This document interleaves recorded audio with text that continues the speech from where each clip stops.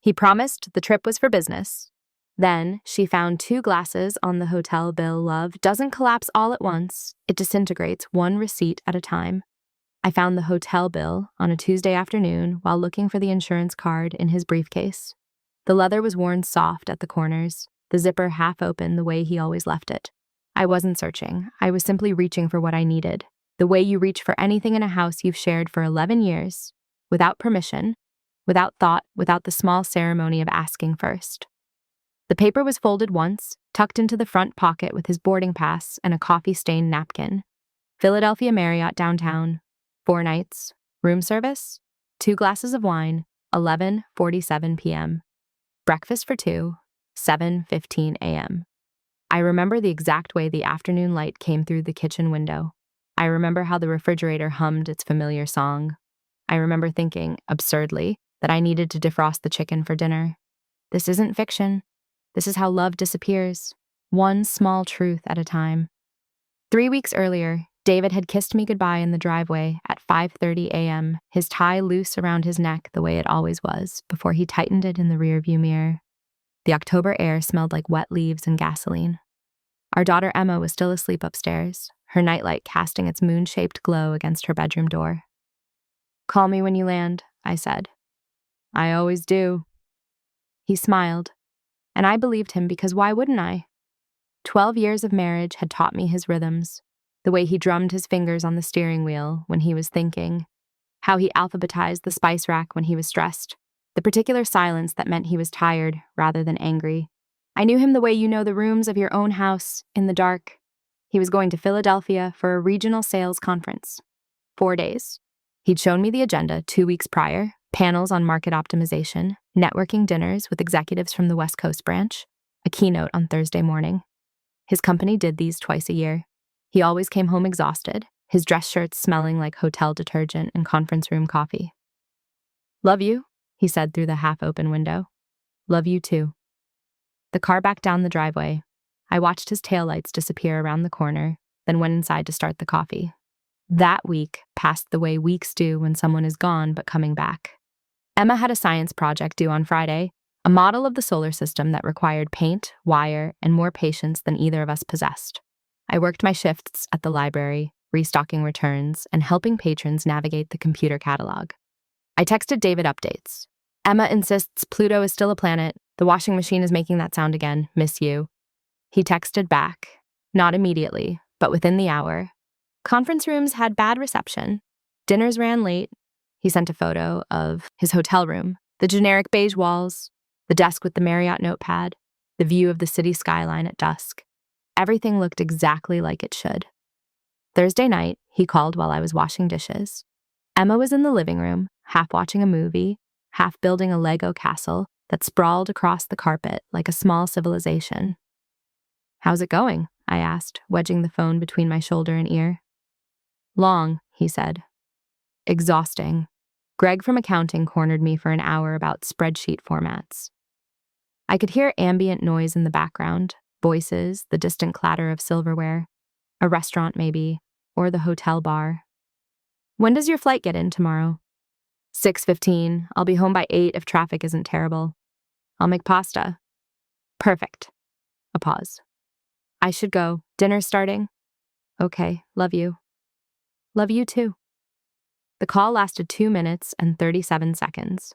I know because I checked later, scrolling through my phone log like it was evidence I could cross-reference against some master timeline of when everything changed. He came home Friday evening with his roller suitcase and a tin of fancy cookies from Reading Terminal Market, the kind with the elegant packaging that cost too much but tasted like butter and patience. Emma tore into them before dinner. He kissed my cheek, dropped his briefcase by the stairs, and asked what he'd missed. "Not much," I said. "Your daughter thinks Pluto deserves justice." He laughed. We ate pasta. We talked about Emma's teacher, the weird noise the washing machine was making, whether we should repaint the living room this winter or wait until spring. He was tired but present. He refilled my wine glass without asking. He helped Emma with her math homework after dinner, his reading glasses perched on his nose, his voice patient as he explained long division for the 3rd time. That night, in bed, he reached for me in the dark. I let him. His hands were familiar, His breath on my neck was familiar. Everything was exactly as it had always been, which is perhaps why I didn't notice that it wasn't. By Monday, the trip had faded into routine. Work, school, dinner, bedtime. The suitcase stayed by the stairs for 3 days before I finally carried it up and unpacked it myself, a task that had somehow always fallen to me, though neither of us had ever discussed why. His dress shirts smelled like hotel soap and something faintly sweet I couldn't place. I hung them in the closet. I threw his socks in the hamper. I found a napkin in the front pocket of his khakis with a coffee stain shaped like a comma. The briefcase stayed in his car for another week. I wasn't looking. I need you to understand that. I wasn't the kind of wife who checked phones or asked pointed questions or lay awake inventing suspicions. I trusted him because marriage is built on trust, and ours had been good, or at least I thought it had been. We fought sometimes, the way everyone does, about money, about whose turn it was to empty the dishwasher, about whether Emma should get a phone in 6th grade or wait until 7th.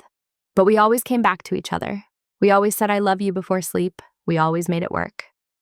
So when I reached into his briefcase that Tuesday afternoon, I was only looking for the insurance card. Emma had a dentist appointment. I needed the policy number. His briefcase was on the kitchen counter where he always left it, unzipped, papers jutting out at odd angles. The hotel bill was cream-colored, folded once, printed in that impersonal font hotels use for everything. Philadelphia Marriott Downtown. Check-in, October 15th, check-out October 19th, 4 nights, king bed, executive floor. Room service charges ran down the right side, October 16th, 11:47 p.m., 2 glasses of red wine, 1 Caesar salad.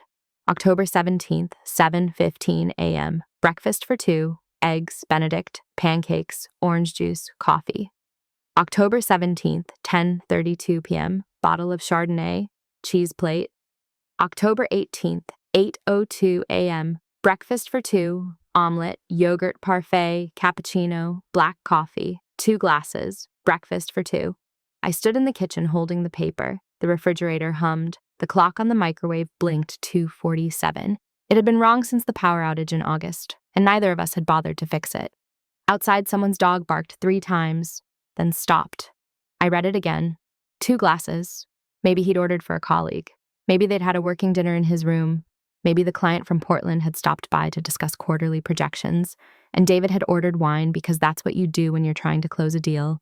You make people comfortable, you offer hospitality. Breakfast for 2. Maybe the hotel had made a mistake. Maybe he'd ordered room service twice and they'd bundled the charges incorrectly. Maybe he'd been so tired he'd accidentally ordered double and hadn't noticed. I set the bill on the counter. I found the insurance card in the side pocket where it had always been. I took Emma to her dentist appointment and smiled while the hygienist told me her molars looked great. I drove home and made dinner and asked David about his day and kissed him goodnight. I didn't say anything about the bill. Not that night. But I couldn't stop seeing it. 2 glasses of wine, breakfast for 2. The timestamp, 11 p.m. Who has a business meeting at midnight? Who orders pancakes and eggs? Benedict and cappuccino at 7:15 a.m. with a colleague. I started noticing things I'd never noticed before. The way he tilted his phone away when he texted, just slightly, just enough. The way he'd started working late on Thursdays, coming home at 9 instead of 6:30. The new cologne he'd bought in September, something woody and expensive that he'd said was on sale, though I'd never seen him care about cologne before. The distance in his eyes sometimes when I talked, like he was listening to me from very far away. I told myself I was being paranoid. Marriage required trust. Trust required faith. I couldn't let one hotel bill unravel 11 years. But late at night, when he slept beside me, breathing his steady sleeper's breath, I lay awake doing math. 4 nights in Philadelphia, 3 dinners that ran late according to his texts, 1 photo of his hotel room, beige walls, generic desk, empty, no photos of the conference, no photos of colleagues, no photos of anything except that 1 empty room. I started checking his credit card statements online. I'd always had access. We shared everything, 1 joint account for mortgage and groceries, individual accounts for personal spending. I'd never looked before, because why would I? But now I scrolled through October, then September, then August. Hotel charges in Cleveland, hotel charges in Boston, hotel charges in cities I knew he'd traveled to for work and cities I didn't. Always with room service. Always for 2. I couldn't breathe properly. The air in our bedroom felt too thick, too warm. I got up and stood by the window, pressing my forehead against the cold glass. Outside, the street was empty. The neighbor's porch light cast long shadows across the sidewalk. Everything looked exactly the same as it always had, which made it worse somehow. The ordinariness of betrayal, the way catastrophe could hide inside the familiar. I didn't confront him right away. Instead, I started keeping my own records. I printed his credit card statements and highlighted the hotel charges. I found the Philadelphia agenda he'd shown me and compared it to the room service timestamps. The keynote on Thursday was at 9:00 a.m. He'd ordered breakfast for 2 at 8:02 a.m. in his room. Maybe she was a colleague. Maybe it was innocent. Maybe I was losing my mind over nothing. But when he said he loved me now, I counted the seconds before he said it. When he kissed me, I noticed whether his eyes were open or closed. When he came home from work, I looked for evidence in the way he moved. Guilt in his shoulders, relief in his exhale, the particular exhaustion that comes from maintaining two separate lives. I became an archaeologist of my own marriage, sifting through debris for fragments of truth. There was the receipt from a jewelry store in Boston, $340, charged 3 months ago. I'd never received jewelry. Our anniversary had been in June, and he'd given me a card and taken me to dinner at the Italian place we always went to. There were the late-night texts he deleted immediately after reading. I only knew because I watched him do it once, his thumb swiping quickly across the screen, his expression unchanged. There was the Saturday in September when he'd said he was playing golf with Rob from work. But Rob had posted photos of his daughter's soccer game that same afternoon. Small things, circumstantial things, things that could be explained away if you wanted to believe badly enough. I wanted to believe, but wanting something doesn't make it true. 3 weeks after I found the bill, I finally said something. It was a Sunday night. Emma was asleep upstairs. We were loading the dishwasher together, the way we always did after dinner. Me rinsing, him loading, a routine so practiced we barely spoke through it. I handed him a plate. "I found your hotel bill," I said. "From Philadelphia." His hands stopped moving, just for a second. Then he took the plate and placed it in the rack. "Okay," he said. "You ordered room service for 2, 4 different times." He closed the dishwasher door, turned to face me. His expression was careful, neutral, the same expression he used in work meetings when someone asked a difficult question. "Rebecca was there," he said. "From the Portland office. We had some late strategy sessions about the merger. Rebecca, a name I'd never heard before, delivered like it should be obvious." "At midnight?" I asked. "In your room?" The hotel bar was too loud. We needed somewhere quiet to work. "You had breakfast together, in your room, at 8 a.m. We had an early morning meeting. It was more efficient." Efficient. That word hung in the air between us like smoke. "Why didn't you mention her before?" I asked. "When you came home, when I asked how the trip went, you talked about Greg and the spreadsheets. You didn't mention Rebecca." "I didn't think it mattered." "It matters." He leaned against the counter, arms crossed. The kitchen light made his face look tired, older than his 43 years. "Are you accusing me of something?" he asked quietly. And there it was, the moment when I had to decide. I could push forward into whatever truth was waiting, or I could step back into the safety of not knowing. "I don't know," I said. "Should I be?" The silence stretched so long I could hear the ice maker in the freezer click and hum. "No," he said finally. "You shouldn't be." He walked out of the kitchen. I heard him climb the stairs, heard the bedroom door close, not slam, just close with the soft click of someone ending a conversation. I stood alone in the kitchen, dish towel in my hands, and understood that everything had changed. I'd asked the question, he'd answered it, and neither of us believed him. After that night, we entered a new phase, one where we both knew the truth, but pretended we didn't. He came home at his usual time. He kissed me hello. He asked about my day. We had sex twice that week, initiated by him, accepted by me, both of us performing intimacy like a play we'd rehearsed, but no longer felt. I stopped checking his credit cards, not because I trusted him, but because I didn't want to see anymore. Each new hotel charge was another stone added to a weight I was already struggling to carry. He stopped traveling for a few weeks, or at least he said he did. I didn't know anymore what was real. Emma asked why we were so quiet at dinner. "We're just tired, sweetheart," I told her. She was 11, old enough to sense the shift in atmosphere, young enough to accept the explanation. Thanksgiving came. We drove to David's parents' house in Connecticut and carved turkey and smiled for photos and answered questions about work and Emma's school and whether we'd seen that new show everyone was watching. His mother hugged me goodbye and said how happy she was that we were doing so well. I smiled and agreed and felt like a fraud. December arrived. Christmas lights went up on the neighbors' houses. Emma wrote her list for Santa, too old to believe, but young enough to enjoy the ritual. David and I shopped separately for her gifts, texting each other to make sure we didn't duplicate. We decorated the tree together on a Saturday afternoon, Emma arranging ornaments while David and I moved around each other with the practiced avoidance of people sharing space, but no longer sharing a life. "Remember when we bought that one?" Emma held up a wooden reindeer ornament, its paint chipped from 15 years of handling. "Our first Christmas," David said. "Before you were born." He looked at me across the tree. For just a moment, I saw something in his face, regret, maybe, or grief, or the ghost of who we used to be. Then Emma asked him to help hang a star at the top, and the moment passed. I don't know exactly when I decided to leave. There was no single revelation, no dramatic discovery, just a gradual understanding that I couldn't live in a house built on pretending anymore. It was exhausting, smiling when I wanted to scream, saying "I love you" when what I meant was, "I don't know you." Lying beside him every night, feeling the warmth of his body next to mine, and knowing that somewhere else, in hotel rooms I'd never see, he'd lain beside someone else. "Rebecca," he'd said, as if giving her a name made it less real. I started making plans, quietly, carefully. The way you plan anything you know will hurt. I opened my own bank account. I talked to a lawyer just to understand my options. I looked at apartments I could afford on my library salary, plus whatever alimony and child support might look like. I calculated costs. I imagined custody schedules. I practiced telling Emma that Mommy and Daddy still loved her, but wouldn't be living together anymore. I didn't tell David. He knew anyway. People always know when something is ending. The conversation happened on a Wednesday in January.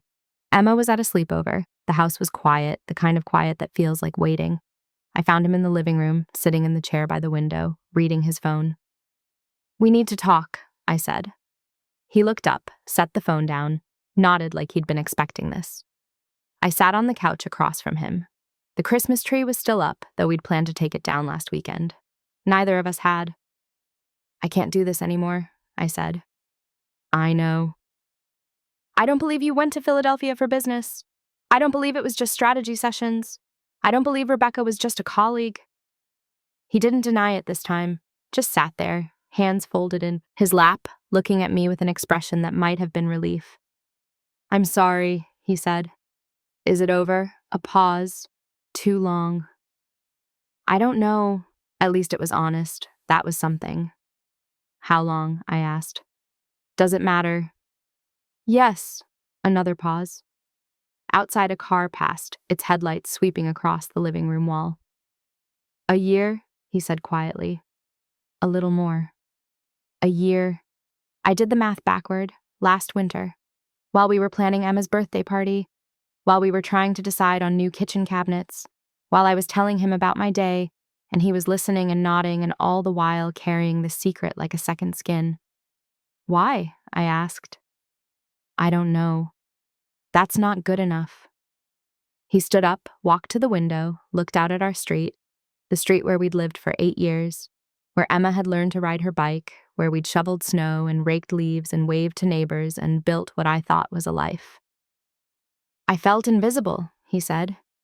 "At home, at work, like I was just going through motions. Then I met her, and I felt seen again." "I saw you." "Did you?" The question landed like an accusation. Maybe it was. "I loved you," I said. I thought that was enough. It should have been, but it wasn't. And no amount of should have been could change that. He moved out in February, not far, just an apartment across town, close enough for Emma's school district. We told her together, sitting on the couch where I'd sat alone so many nights, both of us trying to explain that sometimes people love each other but can't stay together, that it wasn't her fault, that we'd both always be her parents, even if we weren't married anymore. She cried. We held her. We promised things would be okay, even though we didn't know if they would be. David took his clothes, his books, his golf clubs, the coffee maker he'd always preferred. I kept the house, the furniture, the life we'd built together. It felt both fair and deeply unfair, this division of what we'd once shared. The first night he was gone, Emma slept in my bed, the second night too. By the third night, she was back in her own room, her resilience both heartbreaking and hopeful. I learned to cook for 2 instead of 3. I learned to sleep in the center of the bed instead of on my side. I learned that divorce isn't a single event, but a series of small adjustments, each one requiring its own form of grief. David picked Emma up every Wednesday and every other weekend. He was punctual, kind, apologetic without being pathetic. We were civil for her sake. We texted about logistics. We attended her school concerts, sitting 3 seats apart. Sometimes I saw him looking at me across the auditorium or the soccer field, and I couldn't tell if it was regret or relief in his eyes. Maybe both. Maybe neither. Maybe after 11 years of marriage, I'd never known him at all. A year later, I found out from Emma that David and Rebecca had moved in together. "Dad's girlfriend makes really good chocolate chip cookies," Emma said one Sunday evening, unpacking her overnight bag. I stood very still, holding a pair of her jeans. "That's nice, this sweetheart." "She's really nice, actually. She let me help make dinner." I wanted to scream. I wanted to tell Emma that Rebecca wasn't nice. She was the person who'd helped destroy our family. But Emma was 12 now, old enough to form her own opinions, young enough to need her father. "I'm glad you had a good time," I said. And I meant it. Or at least I tried to. It's been 3 years now since I found that hotel bill. I still live in the same house. Emma is 15, taller than me, with David's eyes and my stubbornness. She splits her time between us, complaining about homework and asking for the car keys and bringing home boys I pretend to approve of. She seems okay. Better than okay, maybe. Children are resilient in ways that still surprise me. David and Rebecca got married last summer. Emma was in the wedding. I saw photos on Facebook. She looked beautiful. And he looked happy in a way I don't think he ever was with me. It hurt less than I expected. Or maybe I'd already done the hurting, one small truth at a time over months and years of noticing and denying and finally accepting that the life I thought I had was never quite real. I still work at the library. I'm dating someone, a teacher named Michael who makes me laugh and doesn't keep secrets and kisses me like he means it. It's early still, careful still, but it feels like possibility. Some nights I think about the woman I was 3 years ago, standing in her kitchen, holding that hotel bill, trying to reconcile 2 glasses of wine with the marriage she thought she had. I want to tell her it's going to hurt worse than she can imagine, that she'll spend months feeling like she's drowning, that there will be nights when Emma is at David's and the house is too quiet and she'll sit on the bathroom floor and cry for the life she lost. But I also want to tell her that she'll survive it, that she'll rebuild herself one small truth at a time, the same way the marriage fell apart. That she'll learn to trust herself again, even when she can't trust other people. That she'll discover a kind of peace in knowing the truth, no matter how it hurts. Love didn't vanish when I found that bill. It just learned to find somewhere else to live. Not in David, not in Rebecca, but in the woman I became after everything collapsed. In the mother I am to Emma, in the person I'm learning to be with Michael, in the quiet mornings I spend alone in my house drinking coffee, feeling the sun on my face, understanding that sometimes the ending is also a beginning. The bill is gone now. I threw it away months after the divorce was final, a small piece of paper that once held so much weight. But I remember it still. Every line item, every timestamp, every detail that proved what I already knew but couldn't admit. 2 glasses of wine at 11:47 p.m. That's all it took. 1 receipt. 1 truth. 1 moment of looking at something ordinary and seeing it differently. That's how love ends. Not with violence or drama or the things they show in movies, just with 2 glasses on a hotel bill and the quiet understanding that nothing would ever be the same. I'm learning to be okay with that. Some days, I even believe it.